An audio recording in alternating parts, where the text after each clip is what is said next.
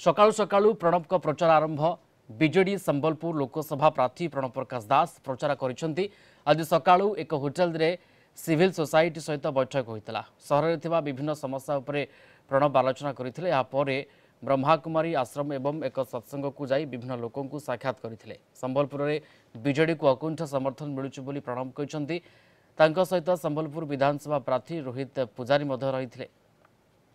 Continuously समस्त विभिन्न संस्था विभिन्न आध्यात्मिक संस्था को जाकि देखा कर आशीर्वाद भिक्षा कर अखंड चिंता आशीर्वाद दौरान से कृतज्ञ और माननीय मुख्यमंत्री जो ये मत पात्र देते समर्थन भी जनाऊँ। तेणुक ओवरऑल देखा गले माननीय मुख्यमंत्री जो निष्पत्ति से आशीर्वाद दे सारी। ब्रह्मकुमारी आम दीदी मैंने डाकी आमर ये स्वामी मुकुंदानंद आश्रम आम सब जाऊँ एवं समस्त आमको डाकुचंती आशीर्वाद करुचंती।